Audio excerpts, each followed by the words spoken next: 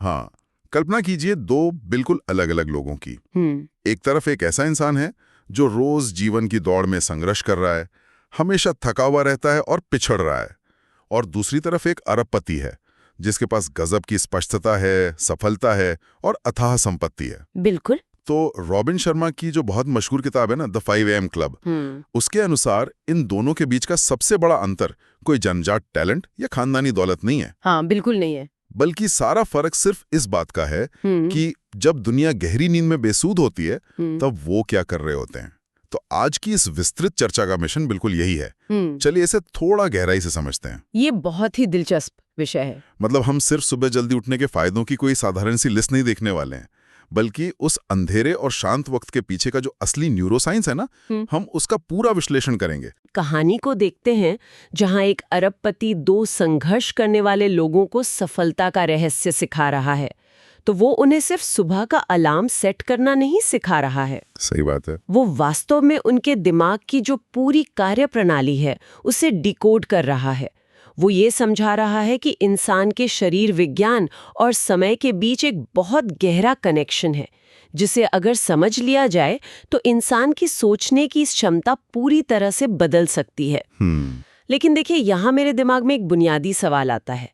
मैं सोच रहा था कि क्या ये सच में केवल 5 बजे उठने के बारे में है?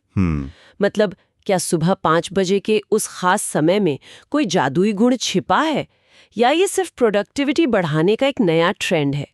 क्योंकि कुछ लोग तो रात में भी बहुत अच्छा काम करते हैं ना, जिन्हें हम नाइट आउल कहते हैं। तो क्या ये साइंस उन पर लागू नहीं होता? ये एक बहुत ही जायज डाउट है और बहुत लोग ये पूछते हैं। पर अगर हम इसके वैज्ञानिक पहलू को गहराई से देखें तो ये सिर्फ घड़ी के कांटों की बात है ही नहीं। अच्छा। हाँ, ये दिमाग की केमिस्ट्री और उसकी अवस्था की बात है। होता क्या है कि जब इंसान सुबह 5 बजे उठता है तो वो एक विशेष मनोवैज्ञानिक अवस्था में प्रवेश करता है, जिसे किताब में द विक्ट्री आवर या जीत का घंटा कहा गया है। जीत का घंटा? बिल्कुल। दिन भर हमारा दिमाग बाहरी दुनिया के खतरों, ढेरों ईमेल्स और न जाने कितनी सूचनाओं को प्रोसेस कर रहा होता है। हमारे दिमाग का वो हिस्सा जिसे प्रीफ्रंटल कॉर्टेक्स कहते हैं, वो लगातार इन चीजों का एनालिसिस करता है और एक चिंता पैदा करता है। हाँ, वो हमेशा कुछ ना कुछ सोचता रहता है। एकदम सही। लेकिन सुबह 5 से 6 बजे के बीच ये प्रीफ्रंटल कॉर्टेक्स कुछ समय के लिए एकदम विश्राम की अवस्था में चला जाता है। साइंस की भाषा में इस प्रक्रिया को हम ट्रांजिएंट हाइपोफ्रंटैलिटी कहते हैं। जरा इसे थोड़ा और सरल भाषा में समझते हैं। मतलब आप ये कह रही हैं कि दिमाग का वो हिस्सा जो हमेशा चिंता करता है, जो खुद पर शक करता है या ये सोचता है कि लोग क्या कहेंगे, वो उस वक्त सो रहा होता है। हाँ, बिल्कुल ऐसा ही होता है। जब बाहरी दुनिया का शोर और सूचनाओं का आना एकदम शून्य होता है तो दिमाग को ये विश्लेषण करने की जरूरत ही नहीं पड़ती कि क्या सुरक्षित है और क्या नहीं। क्या बात है। इस शांत अवस्था में हमारे दिमाग की तरंगें बदल जाती हैं। वो बीटा स्टेट से, जो कि तेज और सतर्क होती है, अल्फा या कभी-कभी थीटा स्टेट में चली जाती हैं, जो बहुत शांत और रचनात्मक अवस्था है। और इसी ट्रांजिएंट हाइपोफ्रंटालिटी के दौरान डोपामाइन और सेरोटोनिन जैसे न्यूरोट्रांसमीटर रिलीज होते हैं। इसी वजह से इंसान की क्रिएटिविटी उस वक्त अपने चरम पर होती है। ये तो बहुत ही दिलचस्प कॉन्सेप्ट है। अगर मैं इसके लिए एक उपमा सोचूं तो ये ऐसा है जैसे मान लीजिए कोई इंसान किसी बहुत बड़े और मशहूर अम्यूजमेंट पार्क में सुबह सुबह सबसे पहले पहुंच जाए। अरे वाह, ये अच्छा उदाहरण है ना? कल्पना कीजिए पार्क के दरवाजे बस अभी अभी खुले, अंदर कोई भीड़ नहीं है, टिकट के लिए कोई लंबी लाइन नहीं है, कोई शोर शराबा नहीं है। बिल्कुल। वो पूरी जगह और सारे झूले पूरी तरह से खाली हैं। वहां आप बिना किसी रुकावट के हर चीज का अनुभव कर सकते हैं, जबकि दिन के उजाले में वही पार्क एकदम अफरा तफरी का केंद्र बन जाता है। एकदम सही कहा आपने। तो असल में सुबह 5 बजे का वो वक्त हमारे दिमाग के लिए वैसा ही एक खाली अम्यूजमेंट पार्क है, जहां हमारी रचनात्मकता बिना किसी लाइन में लगे स्वतंत्र रूप से दौड़ सकती है। ये एक बहुत ही बेहतरीन चित्रण है और मैं आपको बताऊं, यही वजह है कि लेखक इसे दिन का सबसे महत्वपूर्ण हिस्सा मानते हैं। जो व्यक्ति इस पहले 1 घंटे को बिना किसी बाहरी दखलंदाजी के जीत लेता है, वो मानसिक रूप से पूरे दिन के लिए तैयार हो जाता है। मतलब एक रणनीतिक बढ़त मिल जाती है। बिल्कुल। वो दिन की चुनौतियों पर सिर्फ रिएक्ट करने के बजाय पहले से ही उनसे निपटने के लिए खुद को ढाल लेता है। ठीक है, मान लेते हैं कि दिमाग का वो चिंता करने वाला हिस्सा शांत है और इंसान के पास वो खाली कैनवस मौजूद है। लेकिन अंधेरे में सोफे पर बैठकर सिर्फ दीवार को घूरने से या उस वक्त का बिना किसी प्लानिंग के उपयोग करने से कोई रातों रात अरबपति तो नहीं बन जाएगा। हाँ, वो तो है। उस खाली दिमाग को सही से शुरू कैसे किया जाए, इसकी कोई ना कोई सटीक प्रक्रिया तो होनी चाहिए ना। और यहीं पर इस पूरी दिनचर्या का सबसे प्रैक्टिकल हिस्सा सामने आता है। देखिए, सिर्फ जाग जाना काफी नहीं है। उस विक्ट्री आवर यानी उन 60 मिनटों का एकदम सटीक उपयोग कैसे करना है, इसके लिए किताब में 20-20-20 नियम बनाया गया है। अच्छा, 20-20-20 नियम। हाँ, ये बेसिकली उस 60 मिनट को 20-20 मिनट के 3 बराबर हिस्सों में बांटने का एक तरीका है। तो ये नियम असल में काम कैसे करता है? मैं इसके बारे में जानने के लिए बहुत उत्सुक हूँ। मैं समझाती हूँ। इसमें पहला चरण है मूव, यानी पहले 20 मिनट के लिए बहुत ही तेज शारीरिक व्यायाम करना। इसके बाद के जो 20 मिनट है वो रिफ्लेक्ट करने के लिए होते हैं। रिफ्लेक्ट करना मतलब ध्यान लगाना, अपनी डायरी लिखना या एकदम गहरी सोच विचार करना। और जो आखिरी 20 मिनट होते हैं वो ग्रो के लिए होते हैं, यानी कुछ नया सीखना, कोई ज्ञानवर्धक किताब पढ़ना या कोई अच्छा पॉडकास्ट सुनना। रुकिए एक मिनट, यहाँ एक बात थोड़ी खटकती है। क्या? अगर इस पूरी प्रक्रिया का लक्ष्य दिमाग को शांत और एकाग्र करना है, तो उठते ही सबसे पहले पसीना बहाने वाली कसरत क्यों? क्या पहले शांति से बैठकर रिफ्लेक्ट करना ज्यादा लॉजिकल नहीं होगा? ये सवाल बहुत लोग उठाते हैं। और वैसे भी क्या केवल 20 मिनट की एक्सरसाइज किसी को फिट बना सकती है? अक्सर लोग अच्छी फिटनेस के लिए जिम में 1-1.5 घंटा बिताते हैं। यही वो पॉइंट है जहाँ ये समझना सबसे ज्यादा जरूरी है कि ये कोई फिटनेस का साधारण रूटीन नहीं है। पहले 20 मिनट में मूव करने का असली मकसद आपकी मसल्स बनाना नहीं है। तो फिर क्या है? इसका मकसद है आपके दिमाग की केमिस्ट्री को धोकर साफ करना। देखिए, जब इंसान सुबह नींद से उठता है तो उसके शरीर में कोर्टिसोल नाम के एक हार्मोन का लेवल काफी ज्यादा होता है, जिसे हम स्ट्रेस हार्मोन कहते हैं। एकदम सही। नींद से जागने में ये हार्मोन मदद तो करता है, लेकिन इसे शरीर में बनाए रखना पूरे दिन के लिए बहुत हानिकारक हो सकता है। अच्छा, तो वो जो तीव्र व्यायाम है वो उस तनाव के हार्मोन को खत्म कर देता है? बिल्कुल यही होता है। जब शरीर से पसीना निकलता है तो वो उस कोर्टिसोल को बाहर फेंक देता है और इसके साथ ही हमारे शरीर में रसायनों की एक पूरी श्रृंखला शुरू होती है। व्यायाम करने से ब्रेन डिराइव्ड न्यूरोट्रॉफिक फैक्टर यानी BDNF नाम का एक प्रोटीन रिलीज होता है।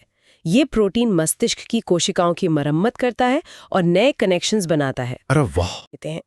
अगर कोई व्यक्ति बिना ये बदलाव किए सीधे ध्यान करने बैठ जाएगा तो पूरी संभावना है कि उसे वापस नींद आ जाएगी या उसका दिमाग भटकने लगेगा। ये सीक्वेंस सच में बहुत लॉजिकल है। मैं तो इसे एक कंप्यूटर के बूट अप प्रोसेस की तरह देख रहा हूँ। वो कैसे? देखिए, जब एक कंप्यूटर चालू होता है तो वो सबसे पहले अपने हार्डवेयर को टेस्ट करता है। पंखे तेज चलने लगते हैं, सिस्टम थोड़ा गर्म होता है। ये हमारा पहला स्टेप हो गया, मूव या व्यायाम। हाँ, बिल्कुल सही। उसके बाद ऑपरेटिंग सिस्टम खुद को स्कैन करता है, जो फालतू की बैकग्राउंड फाइल्स होती हैं उन्हें रोकता है और सिस्टम को एक स्टेबल अवस्था में लाता है। ये हमारा रिफ्लेक्ट या ध्यान हो गया, जहां दिमाग अपनी उलझनों को साफ कर रहा है। बहुत खूब। और अंत में जब सिस्टम पूरी तरह से तैयार हो जाता है तब उसमें नए सॉफ्टवेयर अपडेट्स इंस्टॉल किए जाते हैं ताकि वो नए दिन के लिए अपग्रेड हो सके।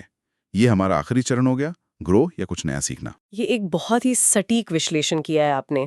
हार्डवेयर को चालू करना, ऑपरेटिंग सिस्टम को स्थिर करना और फिर नए अपडेट्स डालना। ये क्रम इसलिए इतना जरूरी है क्योंकि व्यायाम से सक्रिय हुआ दिमाग ही असल में ध्यान या डायरी लिखते वक्त फोकस कर पाता है। सही बात है। और एक एकाग्र दिमाग ही नई जानकारी को अच्छे से ग्रहण कर सकता है। ये शरीर, मन और बुद्धि का एक परिपूर्ण संतुलन है। तो ये बात साफ हो गई कि हम सुबह 5 बजे उठकर केवल अपना टाइम पास नहीं कर रहे हैं, बल्कि बायोलॉजी का उपयोग करके एक बहुत ही सोची समझी मनोवैज्ञानिक अवस्था तैयार कर रहे हैं। एकदम। लेकिन ये सब करने का अंतिम लक्ष्य क्या है? क्या सिर्फ एक मशीन की तरह प्रोडक्टिव बनना है? क्योंकि यहाँ किताब का जो अरबपति गुरु है वो एक बहुत ही दार्शनिक अवधारणा भी सामने रखता है, जिसे द 4 इंटीरियर एम्पायर्स या 4 आंतरिक साम्राज्य कहा गया है। मुझे लगता है ये विचार तो आज की सफलता की परिभाषा पर ही सवाल उठा देता है। मैं आपको बताऊं, ये सच में इस पूरी चर्चा का सबसे गहरा हिस्सा है। अगर हम आज की दुनिया को देखें तो सफलता को केवल एक ही चश्मे से नापा जाता है, पैसा और आपका करियर। और इन सब को पाने के लिए हर जगह सिर्फ एक ही शब्द गूंजता रहता है, माइंडसेट। बिल्कुल। आप सोशल मीडिया खोल लीजिए, हर दूसरा मोटिवेशनल स्पीकर सिर्फ विनिंग माइंडसेट की बात कर रहा होता है। वो कहते हैं ना कि अपना माइंडसेट बदलो, दुनिया बदल जाएगी, जैसे कि ये कोई जादुई चाबी हो। हाँ, और रॉबिन शर्मा का तर्क यही है कि माइंडसेट बहुत जरूरी है, लेकिन ये पूरी तस्वीर का केवल 25% हिस्सा ही है। सिर्फ 25%? हाँ, अगर कोई इंसान केवल अपने माइंडसेट पर काम कर रहा है, तो वो असल में अपने बाकी 3 आंतरिक साम्राज्यों को पूरी तरह इग्नोर कर रहा है। वो 3 और कौन से हैं? वो है हार्ट सेट, यानी आपकी भावनात्मक स्थिति, हेल्थ सेट यानी आपका शारीरिक स्वास्थ्य, और चौथा है सोल सेट, जिसका मतलब है आपकी आंतरिक शांति या आत्मिक स्थिति। मुझे तो लगता है कि इस माइंडसेट के जुनून ने आजकल एक बहुत ही अजीब सी स्थिति पैदा कर दी है समाज में। पर एक बात बताइए, क्या ये संभव नहीं है कि कोई व्यक्ति सिर्फ अपने मजबूत माइंडसेट के दम पर एक बहुत बड़ी कंपनी खड़ी कर दे और सफल हो जाए? देखिए, ये पूरी तरह संभव है, और हम अपने आसपास ऐसे कई उदाहरण देखते भी हैं जहां तेज दिमाग वाले लोगों ने अपने माइंडसेट के बल पर अपार पैसा और सफलता हासिल की है। हाँ बिल्कुल। लेकिन यहाँ जो सबसे दिलचस्प बात है, वो उस सफलता के टिकाऊपन और इंसान की आंतरिक संतुष्टि की है। हमने ऐसे कई बड़े अधिकारियों और उद्यमियों को देखा है जो अपने करियर के एकदम चरम पर हैं, लेकिन अंदर से वो पूरी तरह टूट चुके हैं। मतलब भावनात्मक रूप से? हाँ, वे गहरे डिप्रेशन में हैं या उनका पारिवारिक जीवन पूरी तरह बिखर गया है। इसका सबसे बड़ा कारण यही है कि उनका हार्ट सेट अस्वस्थ है। अगर कोई व्यक्ति अपने अंदर पुरानी कड़वाहट या गुस्सा दबाए हुए है, तो उसका वो सो कॉल्ड पॉजिटिव माइंडसेट उस भावनात्मक जहर को खत्म नहीं कर सकता। इसे समझने के लिए मैं एक गाड़ी का उदाहरण लेना चाहूंगा। अगर ये 4 साम्राज्य एक गाड़ी को चलाने वाले अलग-अलग हिस्से हैं, तो जो माइंडसेट है वो उस गाड़ी का स्टीयरिंग व्हील है, जो ये तय करता है कि हमें जीवन में कहाँ जाना है। हाँ, बहुत बढ़िया। जो हेल्थ सेट है वो उस गाड़ी का इंजन है, जो आगे बढ़ने की कच्ची ताकत देता है। फिर आता है हार्ट सेट, जिसे हम इंजन ऑयल कह सकते हैं। ये सुनिश्चित करता है कि ये पूरा सफर बिना किसी फ्रिक्शन या बर्नआउट के आसानी से चलता रहे। बिल्कुल सही। और अंत में जो सोल सेट है वो उस गाड़ी का जीपीएस है, जो हमें ये याद दिलाता है कि आखिर हम ये सफर तय क्यों कर रहे हैं, हमारी मंजिल क्या है।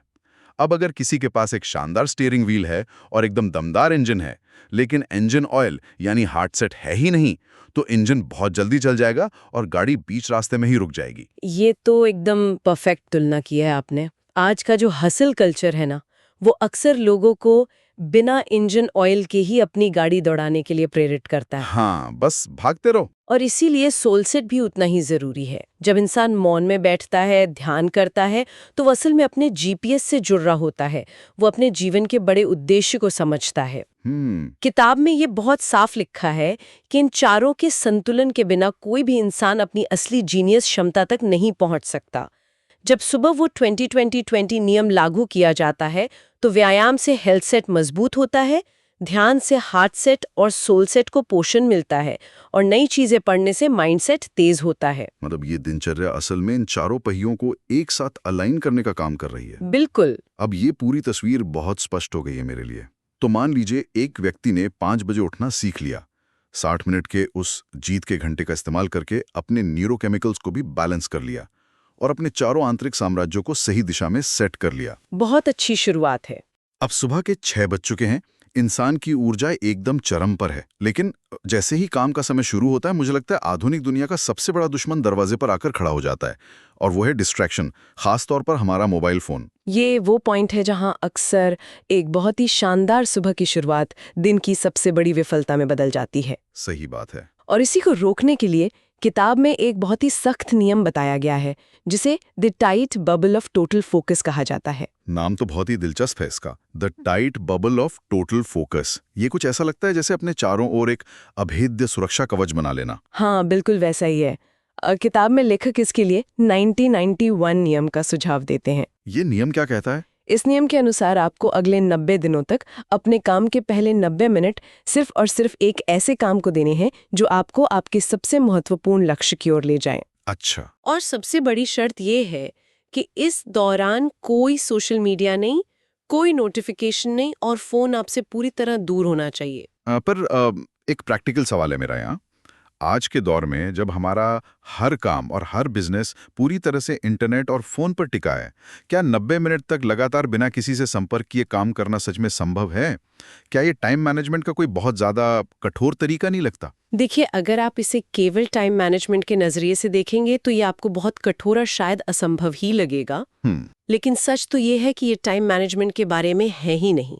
ये पूरी तरह से अटेंशन मैनेजमेंट, यानी आपके ध्यान प्रबंधन और आपकी ऊर्जा को बचाने के बारे में है। ऊर्जा को बचाना, वो कैसे काम करता है? इसे इस तरह समझिए कि सुबह के उस विक्ट्री आवर में आपके दिमाग ने एक बहुत ही शांत और उच्च स्तरीय न्यूरोलॉजिकल अवस्था प्राप्त कर ली थी। हाँ, वो अल्फा स्टेट। अब जैसे ही काम के पहले ही मिनट में आप अपना फोन उठाते हैं और कोई स्ट्रेस वाला ईमेल पढ़ लेते हैं या सोशल मीडिया पर कोई नेगेटिव न्यूज़ देख लेते हैं, तो वो जो पूरी शांत अवस्था थी ना, वो 1 सेकंड में टूट जाती है। ओहो। आपके दिमाग का प्रीफ्रंटल कॉर्टेक्स फिर से एक्टिव हो जाता है और आप तुरंत फाइट या फ्लाइट मोड में चले जाते हैं।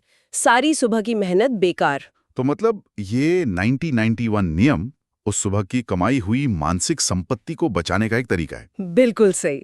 जब कोई इंसान लगातार 90 मिनट बिना किसी डिस्ट्रैक्शन के एक ही महत्वपूर्ण काम पर फोकस करता है, तो वो डीप वर्क की अवस्था में चला जाता है। साइकोलॉजी में एक बहुत बड़ी समस्या होती है जिसे अटेंशन रेजिड्यू कहते हैं। वो क्या होता है? जब आप काम के बीच में सिर्फ एक बार अपना व्हाट्सएप या मैसेज चेक करते हैं ना, तो आपका ध्यान तुरंत 100% काम पर वापस नहीं आता। आपके दिमाग का एक छोटा सा हिस्सा उस मैसेज के विचारों में ही अटका रह जाता है।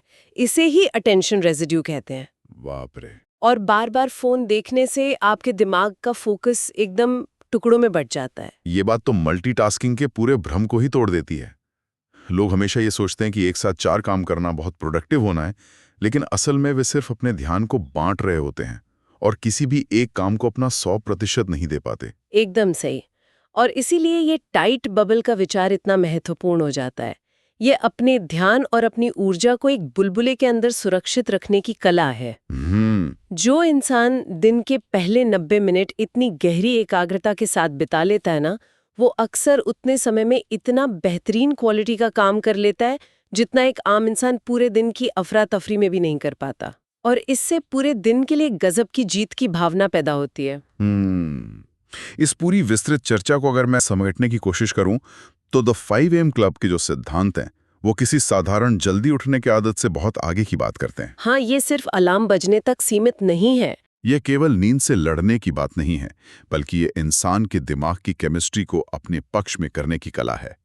ट्रांजिएंट हाइपोफ्रंटैलिटी के जरिए अपनी क्रिएटिविटी को जगाने की, 20-20-20 नियम से उस ऊर्जा को सही दिशा देने की और अपने चारों आंतरिक साम्राज्यों mindset, heart set, health set और सोल सेट को पोषित करने की एक पूरी साइंटिफिक प्रोसेस है। और अंत में, जैसा कि हमने बात की, 90-99-1 नियम के उस अभेद्य कवच के जरिए अपनी उस ऊर्जा को इस शोरगुल वाली दुनिया से बचाने का एक बहुत ही व्यवहारिक तरीका भी है। बिल्कुल।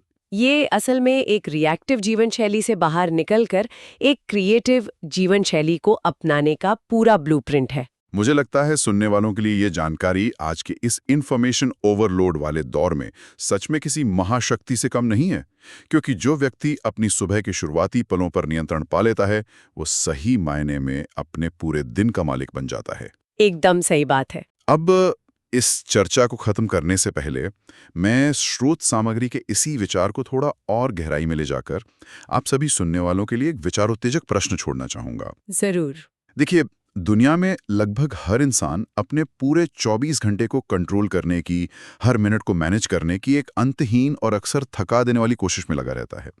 हम सभी टू डू लिस्ट बनाते हैं। हाँ, बिल्कुल। लेकिन अगर हम उस अरबपति के सिद्धांतों को बारीकी से समझें, तो शायद असली नियंत्रण पूरे 24 घंटे को मैनेज करने में है ही नहीं। असली नियंत्रण तो एक योद्धा की तरह दिन के पहले 60 मिनट और अपने काम के पहले 90 मिनट की रक्षा करने में है। एक बहुत पुरानी कहावत है कि समय ही पैसा है, लेकिन आज के इस डिस्ट्रैक्शन से भरे युग में मुझे लगता है शायद समय पैसा नहीं है। पूरी एकाग्रता के साथ बिताया गया समय ही इंसान की सबसे बड़ी और एकमात्र संपत्ति है। तो सोचने वाली बात यह है कि अगर वो खाली अम्यूजमेंट पार्क हर सुबह 5 बजे बिना किसी लंबी लाइन के आपके लिए खुलता है, तो क्या आप इस शांति का उपयोग करके कुछ नया रचेंगे या फिर बाहर खड़े होकर भीड़ के आने का और शोरगुल के शुरू होने का इंतजार करेंगे? ये सच में सोचने वाली बात है। इस सवाल पर विचार जरूर कीजिएगा। आज के लिए बस इतना है। अगली बार फिर मिलेंगे एक नए विषय के ऐसे ही गहरे विश्लेषण के साथ।